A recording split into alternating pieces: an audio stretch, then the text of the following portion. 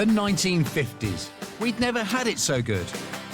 This was the start of a new Elizabethan era, and it was also the first decade when Britain became recognisably modern. It gave us designs and inventions that are still at the heart of family life today. I'm Brendan Walker. I'm an experimental engineer, and I want to celebrate the innovators that took us from the hardships of the 40s to the prosperity of the 60s. This is the story of how science transformed an exhausted country into a nation brimming with confidence. And it starts here in the home. I'm taking a typical 1950s house and fast-forwarding it through the decade, filling it full of the latest mod-cons and finding out about the impact they had on all our lives. This home will reveal how a black and white Britain was transformed into a Technicolor wonderland, thanks to the house the 50s built.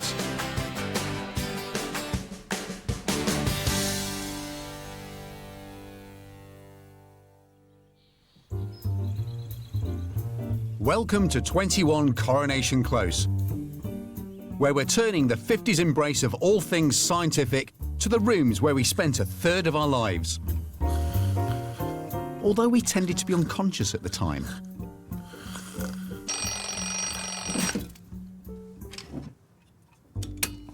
Morning. Welcome to 1950. The first place you'd have experienced it, in the bedroom. I tell you what, it's not a luxurious experience. The 1950 bedroom was good for little more than sleep.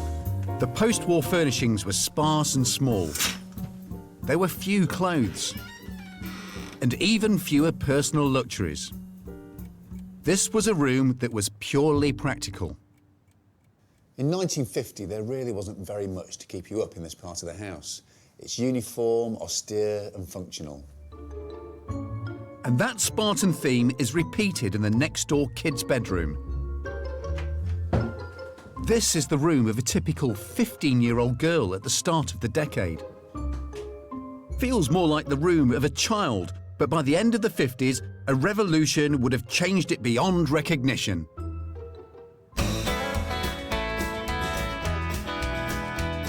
And turned it into the lair of a new species, the teenager. And everything that would define them, clothes, makeup, music, was a result of a series of breakthroughs in science and technology. To find out how, I need to go back to the start of the decade. I've invited a group of neighbours around who witnessed the birth of the teenager at first hand. We never had fitted wardrobes, we always had little freestanding wardrobes. Yeah, remember the headboard? You'd always have a chair at the side, fold your clothes up when you went to bed. And plenty of ex-army issue blankets. What were your clothes like in the early 50s? I think, on the whole, like mini versions of your parents. Yeah. I remember Yes. my mum in a frock like Definitely, yeah. We didn't have choices as to what clothes we were going to wear. We were basically told and or You might given. have been allowed to go to the shops and say, Yes. well, do you want that one or that one? But that would be it. I was looking through some photographs, and the only holiday we ever went to was Skegness. And I was there on the beach with my school blazer and cap on, because that was the only jacket that I'd got. At the beginning of the 50s, teens were basically children, and then one day they became mini-adults. Almost all young people lived at home until their early 20s, when they married, moved out and set up an adult home of their own. And while they were living with their parents, they were expected to behave, act and dress according to the grown-ups' rules. I was so old-fashioned, it was dreadful. There was not even a spark of anything fashionable about it. Back in the 50s, sense of fashion was the point. You're going to have one pair of shoes, one pair of trousers, a couple of shirts and a jumper. That's it, fashion, smashing. Part of the problem was that clothes were in short supply. What am I going to wear? Clothes rationing had only ended in 1949, and utility clothing, effectively a civilian uniform, was only phased out in 1952. Even when available, most were made from natural materials, fibres like wool, cotton, silk, and that had certain drawbacks.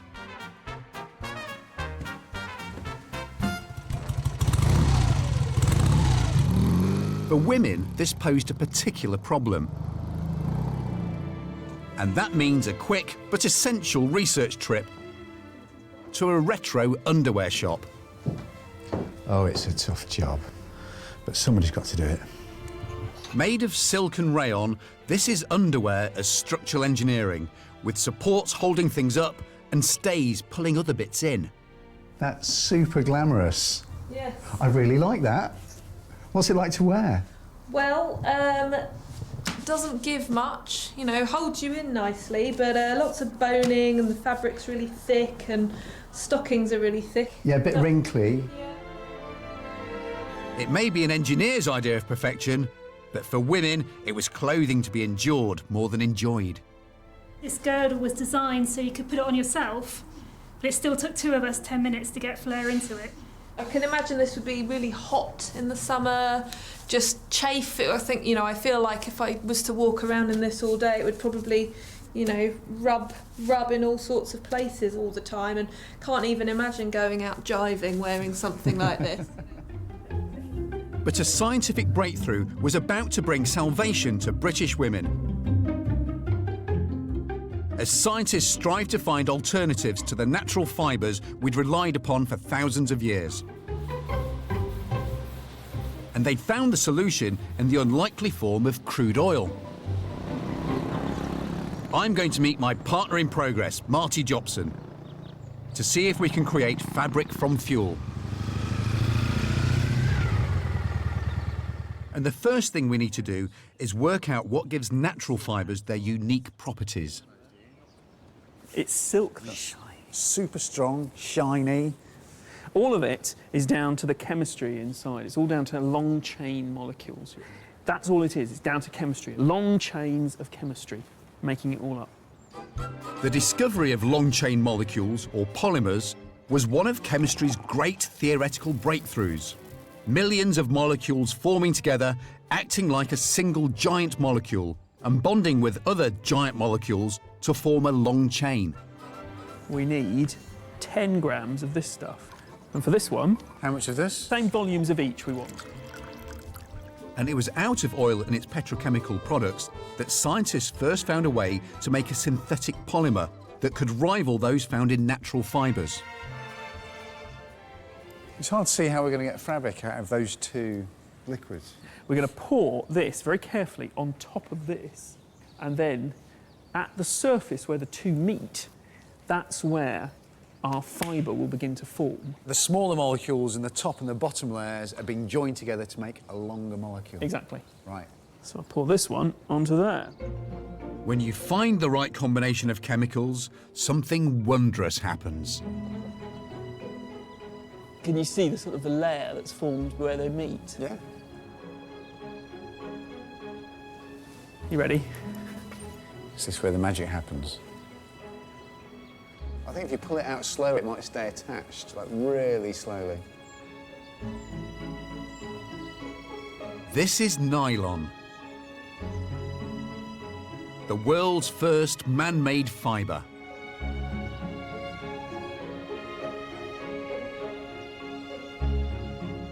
Industrial processes spin this fibre into a thread which can be woven into light, silky material. Nylon's properties were formidable. The thread was elastic and incredibly strong. It easily absorbed dyes, and it was almost infinitely long. In a matter of minutes, our nylon rope trick has created tens of metres of material. I can't believe we've recreated the moment man first made synthetic fibres. It is one of the greatest inventions of the 20th century. It is pretty impressive.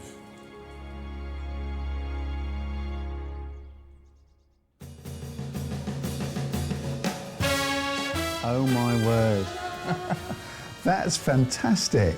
That's quite different. Very different. When it hit Britain in the early 50s, nylon arguably changed the lives of more British women than any other invention. because it made underwear work with the body and not against it.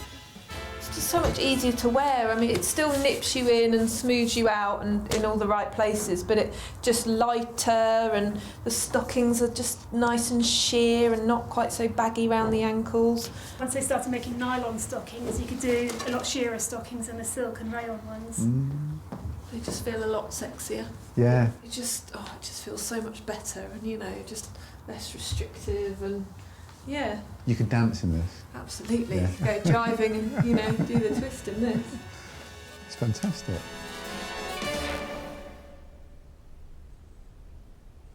See, nylon fabrics were so easy to wash. I mean, when you were on tour with a play, you could wash your knickers in your bra and hang them overnight.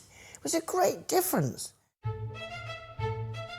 Soon, there were 1,000 types of nylon. Scientists realised that by changing the mix in the giant molecule chains, they could create a never-ending array of synthetic materials. And I want to celebrate a British duo in my Hall of Fame who really put the P into polymer. Meet John Rex Winfield and James Tennant Dixon, the guys who managed to break nylon's monopoly of the synthetics market. Without them, we wouldn't have polyester.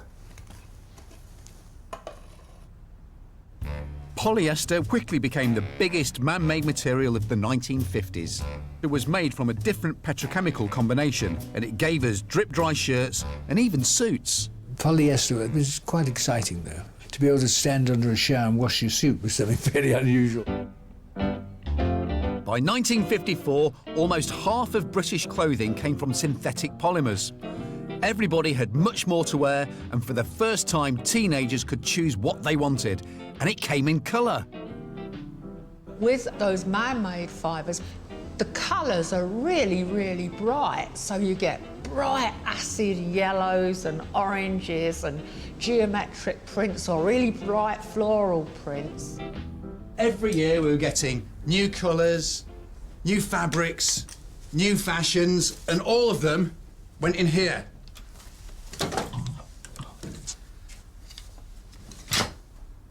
I think I need a bigger wardrobe. The 50s bedrooms didn't just get new wardrobes. The same petrochemical revolution that gave us polymers also gave us cheap paint that was bright and light. An explosion of colour and styles was also changing the way our bedrooms looked. I've invited round my neighbour Lou to look through our new acquisitions.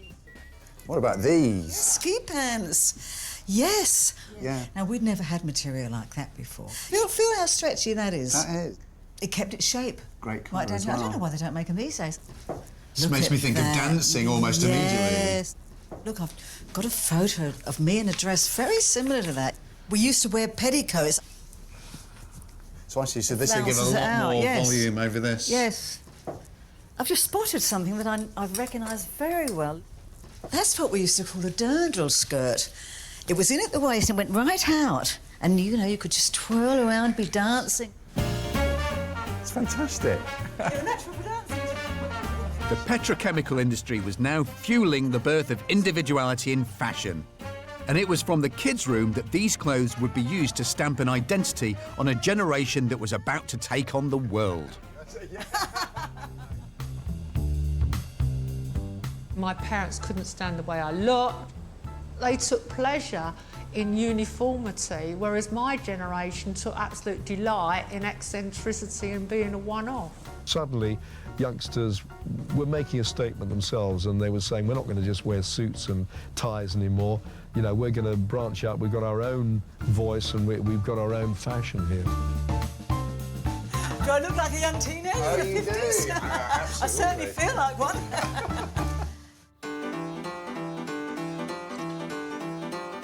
Our bedroom makeover at 21 Coronation Close is being fuelled by a boom in science-led inventions. And having introduced a whole rainbow of new colourful clothes, the innovators and inventors have turned their attention to the little luxuries that make a woman's life just that bit better. In the 50s, the dressing table becomes this amazing Hollywood-style extravaganza. I can imagine housewives across Britain getting a shiver of excitement looking into one of these for the first time. But it's the creams, sprays and lotions that went on it that I'm interested in. Most would have been beyond the income of a normal working household in 1950. And yet mass production, innovations from the petrochemical industry and a rising household income doubled the sales of beauty products over the decade. Some of you, this is all about lipstick, eyeliner, wrinkles. To me, it's a chemistry set.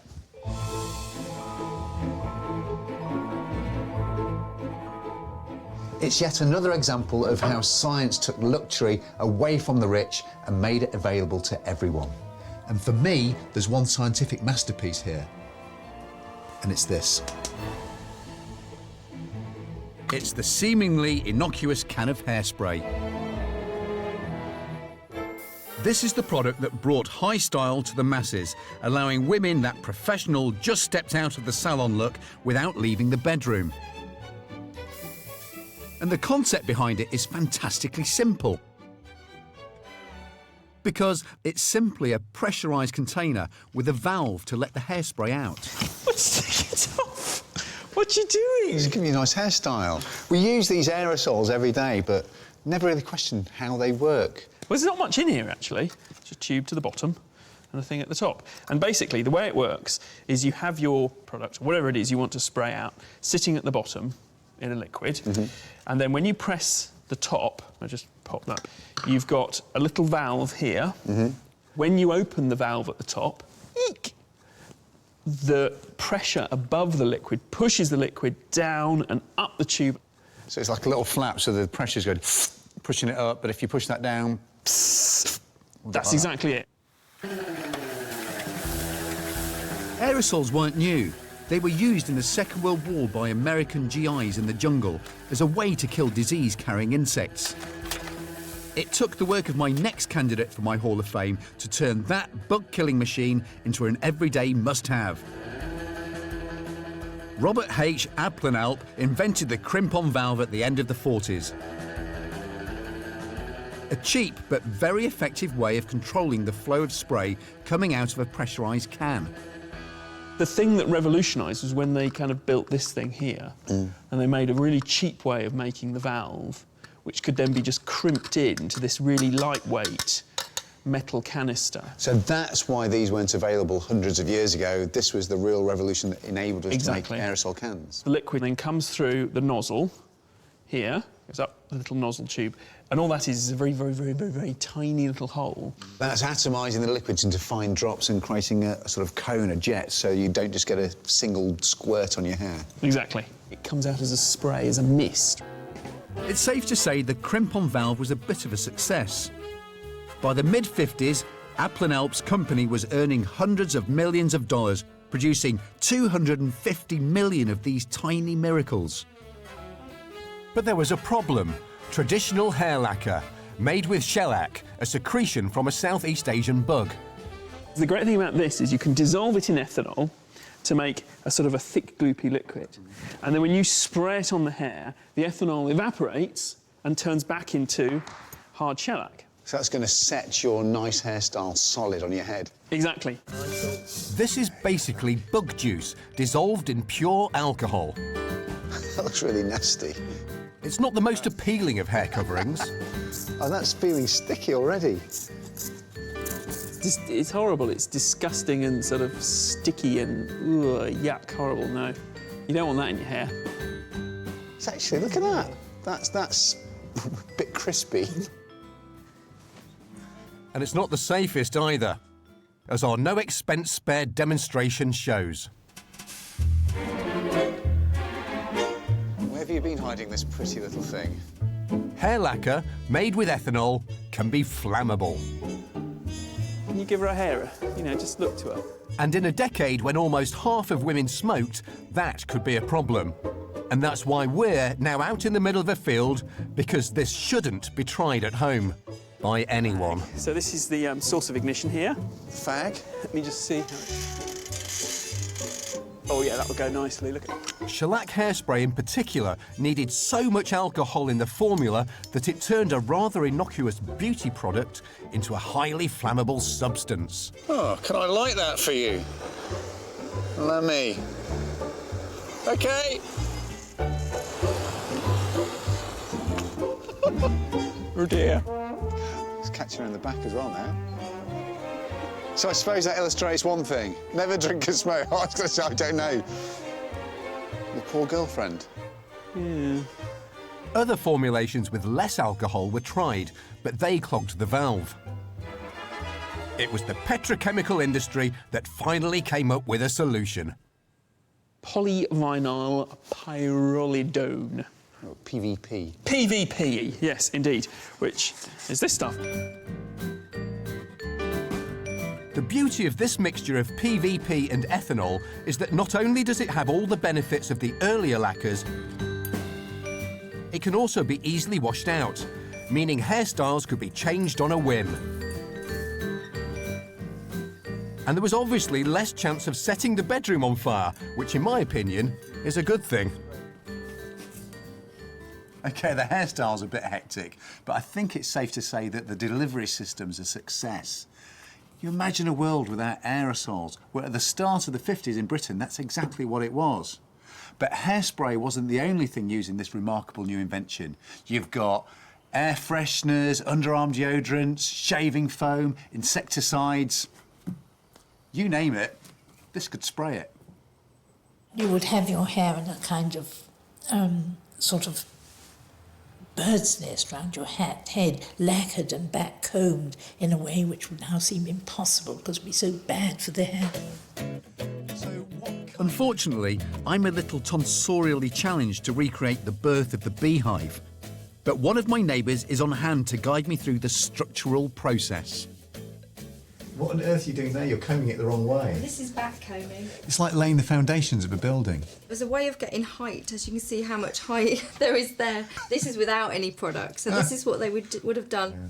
So backcombing and hairspray, kind of like the foundations of most hairstyles in the 50s. Definitely. Then once you've got your style, you want it to last for the whole evening, so that's where hairspray comes in. It's the next stage. And actually they would have used a lot of hairspray. Yeah. It's like a smooth veneer with chaos going on underneath.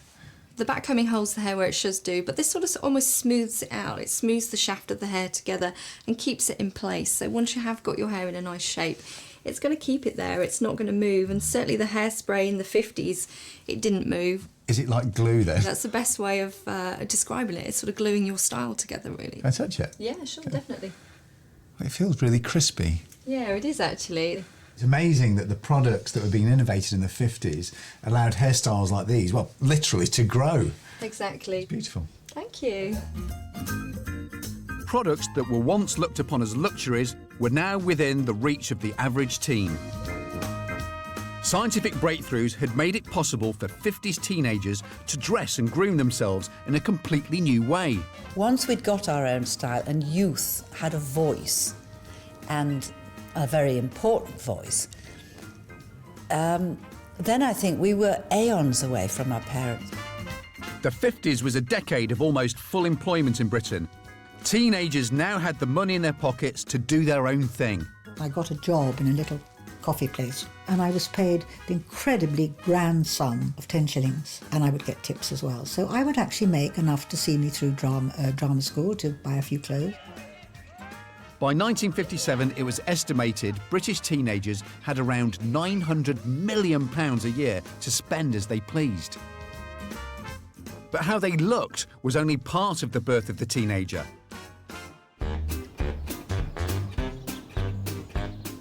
There's something missing at 21 Coronation Close, the sound of teen rebellion. But maybe I shouldn't be that surprised, judging by the first official music chart launched in 1952. This is the UK's first #1 record, and it's Al Martino, Here in My Heart. Put the record on.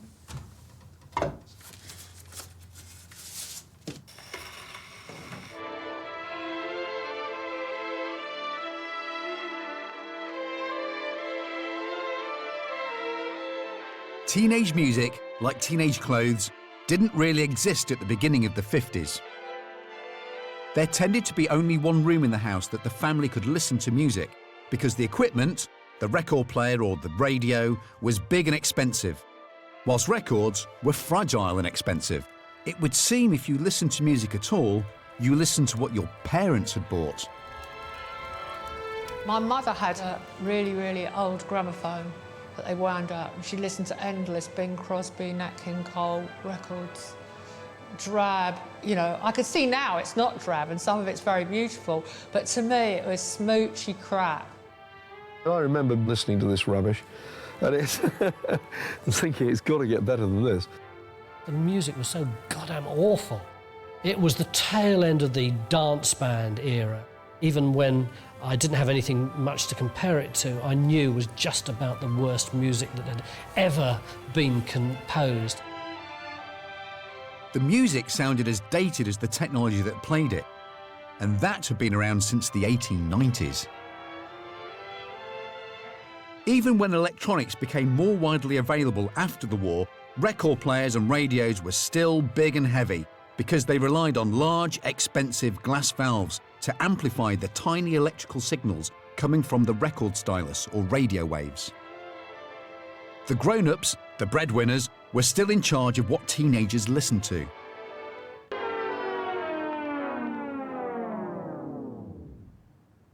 Then a series of innovations changed all that and turned the teenage bedroom into the focus of the British music industry.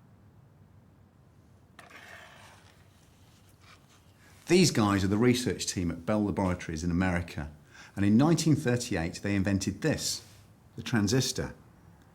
Now it's relatively simple to make.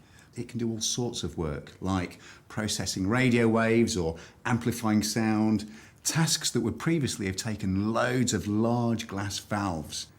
And look at its size, it's tiny. It only uses a small amount of electricity, and it made music portable. Music moved out of the boring old living room and started a 50s party in the bedroom. And I've taken delivery of the most popular portable record player of the time. Do you remember getting one of these for the first time? Yes, it was fantastic. The Dansette. My very first record player. I bought one of these as my very first money I'd saved up from working in Woolworths. One of these. I've invited around my neighbours Sheila and John to spin some discs and revel in the excitement of being in control of your own entertainment. Made my bedroom my domain. It was just your space.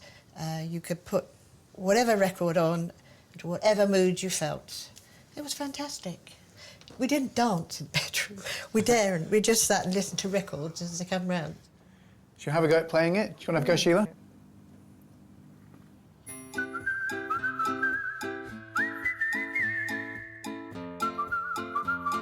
Teens were now free to listen and sing to music with their peers, not with their parents. But the sound quality wasn't very good. You got little more than 4 minutes of music on one side of a disc, and they weren't very robust. The reason a 78 is so fragile is down to what it's made from. The materials belong to the same era as the gramophone itself. They originally used this stuff, shellac.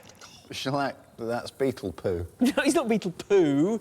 It's a secretion of a female beetle from India and Indonesia to attract the male. Making a shellac record is relatively easy, if a little disgusting and dangerous. It's just a mix of slate powder, carbon, and our bug secretion, all dissolved in methylated spirits, which is then pressed into a disc. So this is a resin, yes, the shellac, and this is all natural ingredients. And I suppose at the start of the 20th century, that's all they had. Dead central in there. But these natural ingredients mean that each disc is expensive to produce, and in retrospect, they don't really have the best properties for a record at all. So that's our shellac record then? Yeah. And that's not good. Your record collection's not going to last very long, is it? Just to prove the point, we've decided to carry out a more scientific test of the fragility of shellac. Bring it in! Whoa! There is a serious point here, because this fragility means that every time a stylus runs along the groove of that delicate shellac disc, it's actually scratching off some of the recorded sound. So after only so many plays, the record is frankly useless. You're looking forward to this, aren't you? What's needed is something that can stand up to a bit of wear and tear.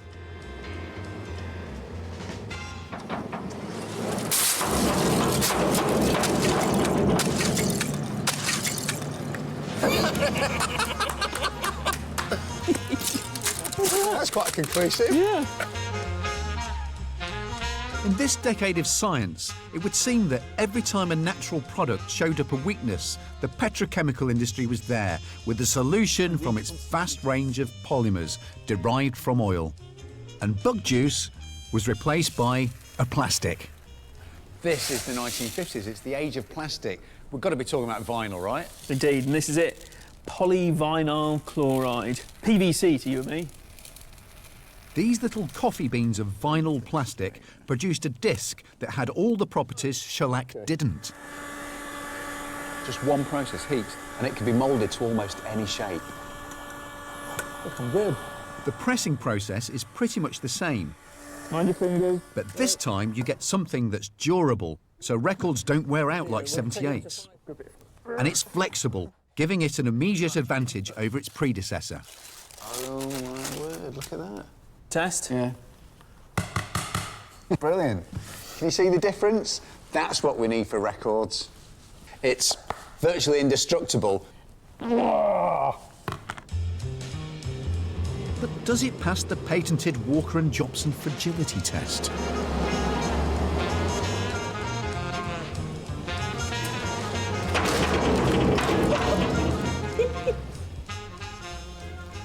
That's going to survive a teenager's bedroom, isn't it? Yeah.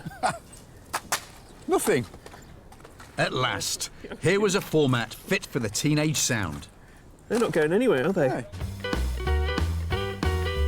The first vinyl single hit British stores in 1952. And with the petrochemical industry flourishing in the 50s, vinyl became cheaper. Teenagers were now responsible for buying almost half of all the music sold in Britain. The new records were a badge of youth. They were a badge of change. They really were. I wouldn't have known what revolutionary was in those days, but it felt like revolutionary is supposed to feel. The old people, they have their big records, their 78s, but we have our Decca 45s. Aren't we the dog's bollocks? It's now the late 1950s in the bedroom at 21 Coronation Close. And thanks to a series of scientific breakthroughs, a new music is about to give the decade's teenagers, like my neighbours Sheila and John, a soundtrack to their lives.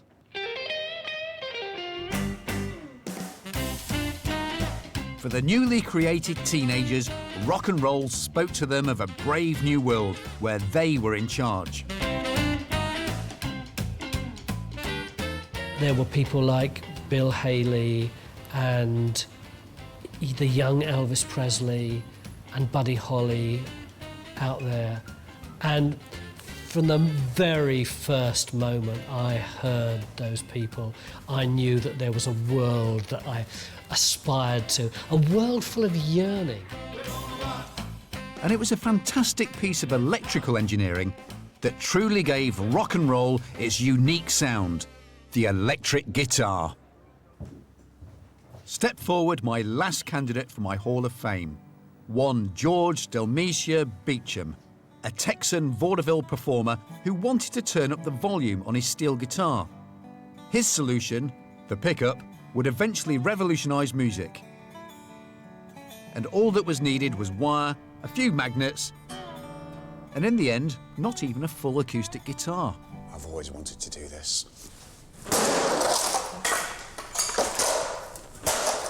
Rock and roll! What do you think? You hooligan. Raw materials. It may seem daft to have destroyed the body of this guitar, but all we really need for an electric guitar is the fretboard for actually playing the notes and the metal strings. We'll get the sound thanks to one of the fundamental rules of electromagnetic induction. It's like mastermind. Okay. That is just a whopping great magnet, OK? Oh. We've wound a copper wire around a magnetised centre to make a homemade pickup, the essential element of any electric guitar. If I put a magnet on the bottom like that, here, just a metal ruler. Basically, if you move a piece of metal through a magnetic field, you create an electric current. And then attach the wires on the coil to the oscilloscope. That's completing the circuit. Exactly. Now, that line shows us that there is no electricity flowing through this coil at all. Okay. It's dead.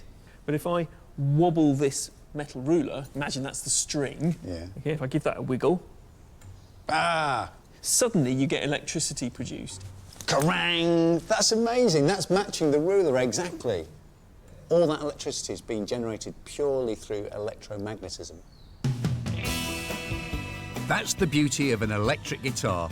It's only electric when you're playing it. Kerrang! One of the simplest, most elegant inventions of the 20th century. It's an electrically generating guitar. It's an electrical generator. The next step is to make a magnetic pickup that will pick up the vibrations of all 6 strings on my guitar. So each string will produce its own minute current that is then fed to a guitar amplifier. And here's the body of the guitar on it for us. Hey! Do you like that? That's nice, isn't it? Happy Jubilee, Mum. And that means you can turn up the volume. Vital when faced with the screaming hordes of a new generation.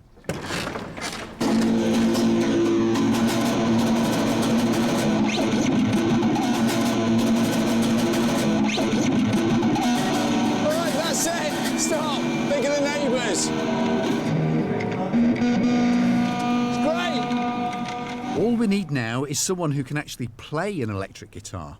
Thankfully, I know just the man. Wow. See? Bruce Welsh from Cliff Richard and the Shadows. This is the first Stratocaster in Europe, which Cliff bought.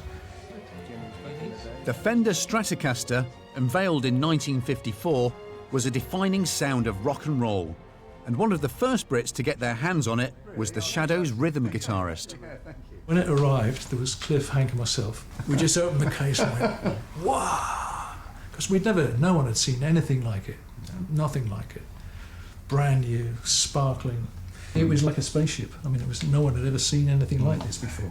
I mean, the shape and everything just looks so... Well, back then it must have been so modern. And it was now about more than just the volume. The electric guitar could produce a sound unlike anything heard before.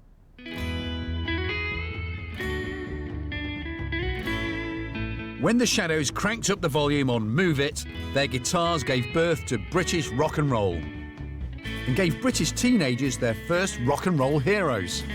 I remember going to a Cliff Richard concert and I went with a friend and I didn't know how you behaved. It was the first pop concert I've ever been to, and we sat there and I said, just tell me when we scream. Let me know when we're supposed to scream. And then she said, it's when you feel you want to scream because you're getting into the music. But I wasn't really. I just sat there and occasionally went, ah! Because that's what everybody else was doing. The lead guitar guy, of course, became as important as the vocalist in most bands. And kids who didn't think they could be a smouldering sex symbol could pick up an axe and, look good with that. The electric guitar didn't just change music and give hope to a generation of would-be pop stars. It changed the British night out. This wasn't just for professionals, it was an instrument for the people.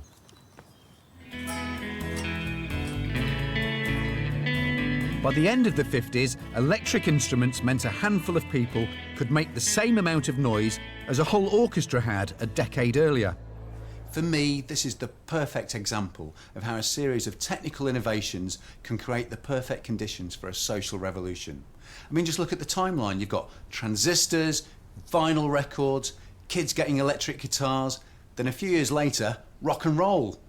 A coincidence? I don't think so. Scientific ingenuity is the X factor behind all of this. The makeover of the bedroom at 21 Coronation Close is finished. It feels more like a century has passed. than the 10 short years it's taken to produce the phenomenon of the teenager.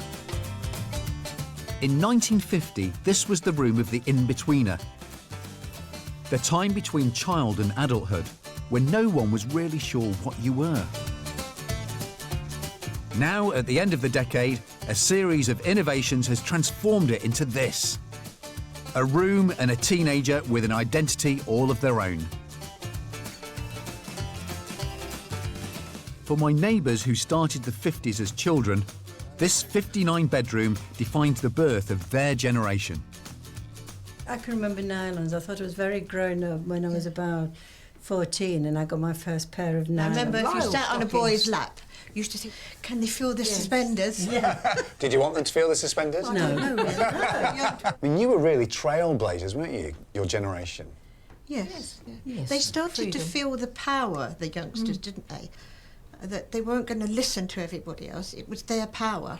Yes, well, Yes. things just generally got That's better. right. Better. You just accepted all the change. You didn't question it. Welcomed it, I think. Oh, cream puff. It's No. exactly as if I'd been transported back. Yeah.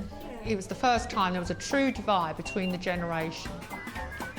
I mean, my parents didn't go to any of the places I went to, so it was just like I had a secret parallel life. My parents were a different species, and they looked on us, upon us, with kind of awe. What have we done? What have we bred? You could use this now as lip gloss.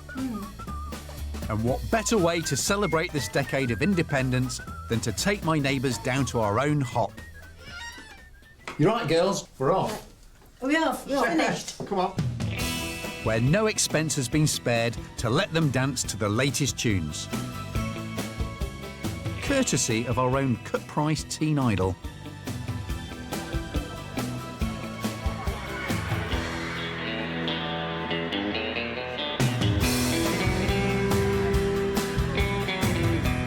This is the culmination of some of the biggest scientific breakthroughs of the 20th century, crammed into one small hip joint.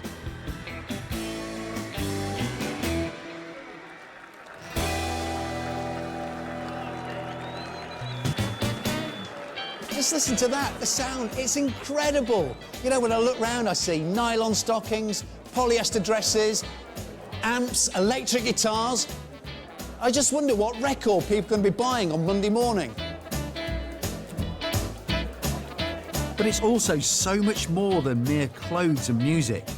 This is the embodiment of a decade that saw science and technology facilitate the emergence of a whole new and alien culture, the teenager.